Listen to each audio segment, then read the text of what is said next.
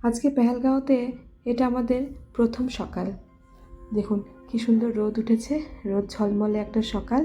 দূরে পাহাড়গুলো বরফে ঢাকা, আর কিছু সুন্দর ছবির মতো দেখতে ঘরবাড়ি। শীতের জায়গাতে সকালবেলা এরকম ঝলমলে রোদ উঠলে বেশ ভালোই লাগে। আজকে এখান থেকে আমরা ব্রেকফাস্ট করে বেরিয়ে যাব পেহেলগাঁও ঘুরতে।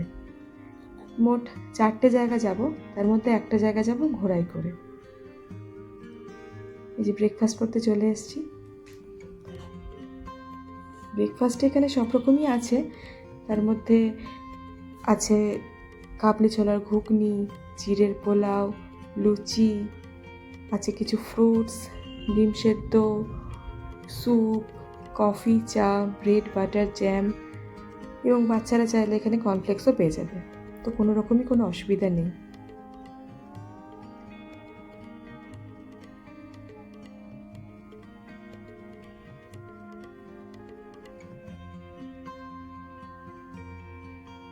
যে দূরে দাঁড়িয়ে আছে এই ভদ্রলোকটি হচ্ছে এই হোটেলের ম্যানেজার, অত্যন্ত ভদ্রলোক।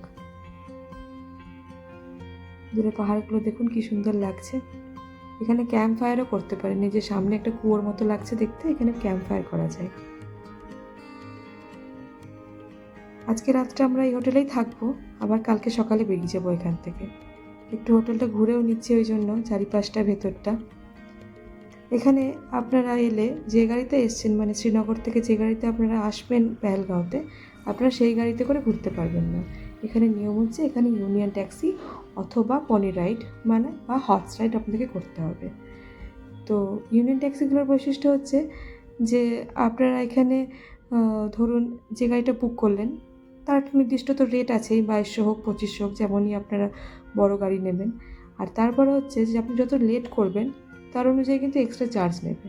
মানে ধরুন গাড়িওয়ালা এসে দাঁড়িয়ে আছে 1 ঘন্টা ধরে, ও কিন্তু 1 ঘন্টার জন্য আপনাকে এক্সট্রা 100 টাকা চাইবে বা 200 টাকা চাইবে। আর যে যে সাইটগুলো ঘুরবেন সেই সাইটগুলো ঘোরার জন্য ট্যাক্সিতে করে গেলে সেখানে ওরা আপনাকে 1 ঘন্টা সময় দেবে। 1 ঘন্টার মধ্যে যদি আপনি সেই জায়গাটা ঘুরে বেরিয়ে আসতে পারেন তো ভালো। যদি আপনার মনে হয় আপনি আরও কিছুক্ষণ ওখানে থাকবেন তাহলে আপনাকে আরও 100 টাকা এক্সট্রা দিতে হবে ঘন্টার হিসাবে।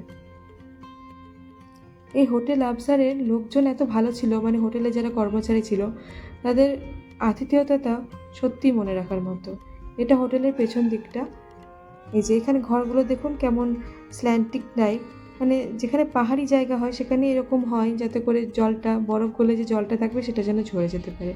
এই যে এখানে যে এই ঘোড়াই করে এই 5টা জায়গা আপনাকে টোটাল ঘোরাবে ওরা, এবং বিভিন্ন রকমের রেট ওপরে রাখা আছে, ঘন্টা বেসিসেও লেখা আছে, টোটালও লেখা আছে।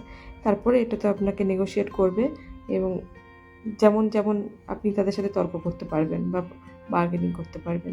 তো আমরা সব জায়গায় যাইনি, ঘোড়ায় করে শুধু আমরা এই বাইসেরেন ভ্যালিতেই যাব, যেটাকে মিনি সুইজারল্যান্ডও বলা হয়। এই যে রাস্তাটা দেখছেন এই রাস্তাটা পুরোটাই কিন্তু মাটির রাস্তা, মানে এখানে বর্ষাকাল হলে বুঝতেই পারছেন যে এটা কতটা কাদা কাদা হয়ে যাবে। একে তো ঘোড়ায় চড়ার অভ্যেস নেই, সেই ঘোড়ায় চড়তে গিয়েই মানে এই পরি কি সেই পরি অবস্থা। তারপরে যদি এই রাস্তায় যদি কাদা থাকতো তাহলে কতটাই দুর্গম হয়ে যেত, ব্যাপারটা বুঝুন একবার। যাই হোক, ঘোড়ায় চড়তে আমার কিন্তু বেশ ভয় লেগেছে। আমি প্রথমে না না করছিলাম যাব না বলে, কিন্তু তারপরে কিছু দূর গিয়ে মোটামুটি অ্যাডজাস্ট হয়ে গেছিলো। আর ঘোড়াগুলো এতটাই ট্রেন্ড যে ওদেরকে কিছু বলতে হচ্ছে না, ওরা কিন্তু নিজেই জানে যে আমাকে কোথায় যেতে হবে এই লোকগুলোকে নিয়ে। একে তো নিজের দেহের ওজন, তারপরে আবার 10টা সোয়েটার পরেছি, ব্যাগ নিয়েছি, ঘোড়াগুলোর জন্য বেশ খারাপই লাগছিল। মনে হচ্ছিলো বাপরে কী কী কষ্ট দিচ্ছি আমি এর পিঠে চেপে।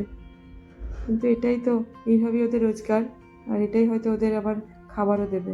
সায়নকে দেখুন একদম পুরো প্রো হয়ে গেছে, মনে হচ্ছে যেন ও ঘোড়ায় করেই যাতায়াত করে। আর আমাকে দেখুন কেমন ভয়ে জবুত্ব হয়ে বসে আছি। এই যে আমরা চলে এসেছি বাইসরেন ভ্যালিতে। এই এন্ট্রান্সটা দেখুন, ওই নিচে ওই পুরো পাহাড়ি যে রাস্তাটা দেখতে পাচ্ছেন, তো ওই পুরো নিচ থেকে ওপর আমরা কিন্তু ঘোড়াই করে উঠে এসেছি, মানে পুরো খাড়া রাস্তা ঘোড়াই করে উঠে এসেছি। ভীষণই ভয় পেয়ে গেছিলাম। এখন তো তাও ঘোড়ার সংখ্যাটা কম, যেহেতু সকাল সকাল এটা প্রায় 10টা, হয়তো ঘড়িতে 10:30 এরকম বাজবে। আমাদের মোটামুটি বাইসরেন আসতে পেহেলগাঁও থেকে 45 মিনিট মতো সময় লেগেছিল। ওই যে দূরে ওই সিমেন্টের গেটটা দেখতে পাচ্ছেন, ওখানে টিকিট কেটে ঢুকতে হবে। টিকিটের জন্য আপনাকে 50 টাকা করে দিতে হবে পার হেড। তবে এই টিকিটের ভ্যালুটা মানে শুধুমাত্র ভারতীয়দের জন্যই এই 50 টাকা। আপনি যদি বিদেশি হন বা বাইরে থেকে আসেন, দেশের বাইরে যদি থাকেন, তাহলে বিদেশিদের জন্য এখানে রেটটা আলাদা, সেটা প্রায় 100 টাকার কাছাকাছি, মানে ডবল। সেটা সমস্ত জায়গাতেই, মানে টিউলিপ গার্ডেন বলুন, যেখানেই যাবেন সব জায়গাতেই। ফরেনার্সদের জন্য আলাদা চার্জেস। এই যে ঢুকে গেছি বার্সেলোনা ভ্যালিতে। খুব সুন্দর জায়গা, এটাকে মিনি সুইজারল্যান্ডও বলা হয়। এখন তো সবে ঘাস গজিয়েছে, আর কিছুদিন গেলে ঘাসের ডেন্সিটিটা আরও বাড়বে, তখন ওটা আরও সুন্দর লাগবে দেখতে। চারিদিকে পাহাড়, ঘন পাইনের জঙ্গল। এই যে এখানে অনেক রকমের অ্যাক্টিভিটিও আছে, তবে আমি সেগুলো কিছু করিনি। যেমন ওপর থেকে ঝুলে রোপওয়ের মতো করে যাওয়া যাচ্ছে, বলেরও বিভিন্ন রকমের অ্যাক্টিভিটি আছে। আমি এই সৌন্দর্যেই মুগ্ধ হয়ে গেছি, আর চারিদিকটা সুন্দর করে ঘুরে দেখছিলাম। এখানে খাবার দোকানও আছে। বায়োস্ফিয়ার ভ্যালি থেকে বেরিয়ে আমরা যাব 3টে জায়গায়: আরু ভ্যালি, বেতাব ভ্যালি আর চন্দনবাড়ি। শর্টে ABC। প্রথমে আমরা যাব চন্দনবাড়িতে।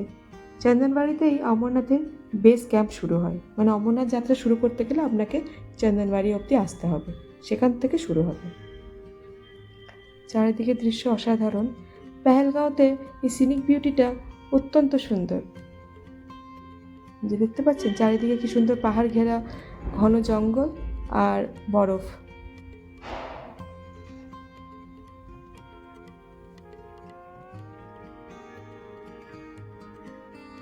পেহেলগাঁও কথার অর্থ হচ্ছে পেহেলা গাঁও, মানে আপনাকে যদি চন্দনবাড়ি, বেতাব ভ্যালি বা যেখানেই যেতে হবে, প্রথমে আপনাকে আসতে হবে পেহেলগাঁওতে, ওটাই প্রথম জায়গা। তো অনেকে আবার পেহেলগাঁও কথার অর্থ স্যাফরন ভ্যালিও বলে, মানে Pahalgam means valley of saffron.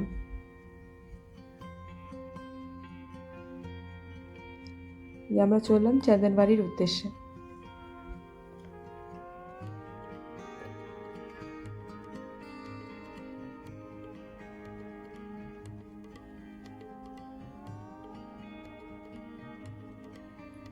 তখনও বরফগুলো সম্পূর্ণ গলেনি, দূরে দূরে বরফও দেখা যাচ্ছে, আর পাহাড়ের চূড়াগুলোতে তো বেশ বরফ আছে। আমি জীবনে প্রথমবার না এত বরফ দেখছি, জানেন তো মনটা আরও বেশি যেন খুশি খুশি হয়ে উঠছে। শ্রীনগরে তো বরফ পাইনি, কারণ এই সময় শ্রীনগরে আর বরফ থাকে না, একটু উচ্চতায় গেলে তবেই বরফ পাওয়া যায়। এই যে চারিদিকে দেখছেন, এগুলো কিন্তু বরফ জমে আছে।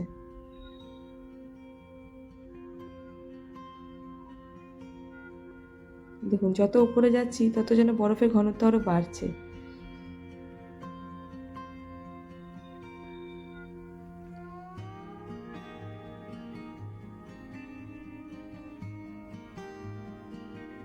মোটামুটি চন্দনবাড়ি কাছেই চলে এসেছি। এই যে চন্দনবাড়ি পৌঁছে গেছি।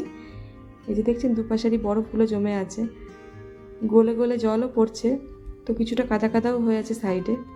এখান থেকেই অমরনাথের যাত্রা শুরু হয়, এটাই হচ্ছে বেস ক্যাম্প। এই চন্দনবাড়ি পৌঁছে গেছি। দেখুন, দূরে দেখে মনে হচ্ছে যেন কেউ সাদা রঙের কোনো একটা কিছু দিয়ে এঁকে দিয়েছে। এখানে বরফে ওঠার জন্য জুতোও পাওয়া যাচ্ছে, কিন্তু আমরা জুতো না নিয়ে ভুলই করেছি, কারণ প্রচণ্ড স্লিপ করছিল। আমরা অতটা প্রথমে বুঝতে পারিনি, আমরা ভেবেছিলাম এই জুতো দিয়ে হয়ে যাবে, কিন্তু যাই হোক, অনেকবারই আছাড় খেয়েছি।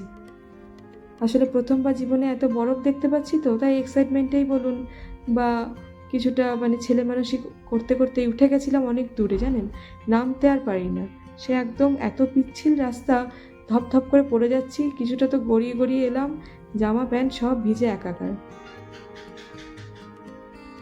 এই যে ওঠার চেষ্টা করছি, পা কিন্তু বেশ টলছে, উঠতেও পারছি না, কিন্তু উঠেছি।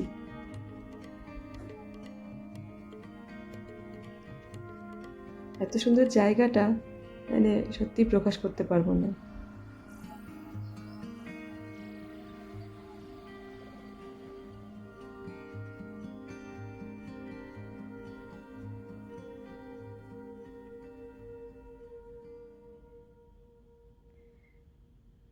অনেকেই অনেক দূর অবধি উঠছে, অনেকে খেলছে, অনেকে আবার এখানে নাচ করছে, অনেকে অনেক সুন্দর ছিল জায়গাটা, ভীষণ সুন্দর। তারপরে ওখান থেকে আমরা নেমে এলাম, নেমে এসে যে বেতাব ভ্যালিতে আমরা এসে পৌঁছেছি।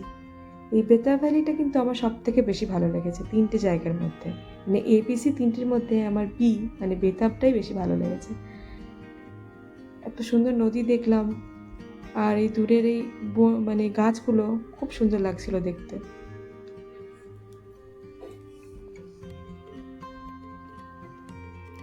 এই বেতাব ভ্যালিতে আমাদের পার হেড 100 টাকা করে টিকিট লেগেছে। আবারও বলছি, ফরেনারদের জন্য কিন্তু চার্জ আলাদা। ভেতরে আপনাকে ছবি তোলার জন্য অনেক লোক বলবে, সেটা আপনার নিজস্ব ইচ্ছে, আপনি হায়ার করতেও পারেন, নাও করতে পারেন। এই যে একটা নদী বয়ে গেছে, আর এই নদীটার ওই পাশে এই ব্রিজটা করে গেলে ওই দূরে ওই টিনের সেটটা যেটা, সেটা একটা খাবারের দোকান। মানে ওখানে চা, কফি, মোমো, চাউমিন আরও নানা রকমের স্ন্যাক্স ওখানে পাওয়া যাচ্ছে। বেতাব ভ্যালিটা আমার সত্যিই খুব ভালো লেগেছে। সময়টা বেশ অল্প ছিল, 1 ঘন্টা মতো ছিল যদিও, কিন্তু তাও মনে হচ্ছে ঘন্টার পর ঘন্টা যদি এখানে বসে থাকতে পারতাম খুব ভালো লাগতো। ওই যে ওপরে দেখছেন সরু একটা রাস্তার মতো দেখতে দেখা যাচ্ছে, ওই রাস্তা দিয়ে আমরা চন্দনবাড়ি গিয়েছি। মানে বেতাব ভ্যালির ওপর দিয়ে আমরা চন্দনবাড়ি গিয়েছি। আবার আমরা ওপরে উঠে আবার পেহেলগাঁও হয়ে আরু ভ্যালির দিকে যাব। এই যে এই রাস্তাটা আরু ভ্যালির দিকেই যাচ্ছে, একটা ঝর্ণা এসে মিলেছে নদীটার সাথে। এখনও গাছগুলোতে দেখুন তেমন পাতা কিন্তু গজায়নি, হয়তো হবে মে জুন মাস করে এলে গ্রিনারিটা আরও দেখা যাবে, ঘাসগুলো আরও ঘন হবে, না জানি তখন কত সুন্দর লাগবে দেখতে।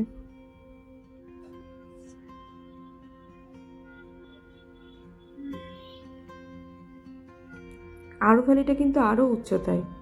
এই যে আরু ভ্যালি চলে এসেছি, এখানেও হোটেল আছে, অনেকেই এখানে স্টে করছে। এই যে এখানেও জিনিসপত্র পাওয়া মুশকিল, কিন্তু পাওয়া যাচ্ছে। দামটাও অনেকটাই বেশি এখানে, সে তো হবেই বলুন, কোথা থেকে বয়ে বয়ে নিয়ে আসতে হচ্ছে।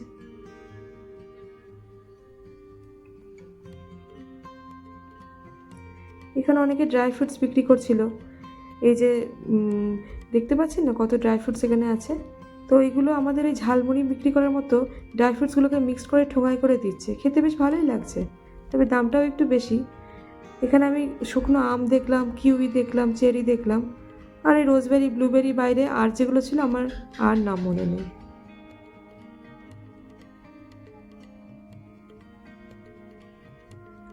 পরন্ত সূর্যের আলো, এই যে নদীটা দেখছেন, এইগুলো দেখে না আমার সেই কম্পিউটারে আমরা ডেস্কটপে যেটা দিয়ে রাখতাম না একটা ছবি, যে মানে ওয়ালপেপার বলে যেটা থাকতো, আমার যেন এইগুলোকে দেখে মনে হচ্ছে যেন এখান থেকেই ছবিগুলো তুলে নিয়ে গেছে। ওই যে রাস্তাটা দেখতে পাচ্ছেন, আমরা ওই দিক দিয়েই এসেছি আরু ভ্যালিতে, আবার ওই দিক থেকে ফিরে যাব ন্যাচারালি। আরু ভ্যালিতে বেশ কিছুক্ষণ কাটিয়ে মোটামুটি সময়ের মধ্যেই আমরা চলে গেছিলাম আমাদের হোটেলের দিকে।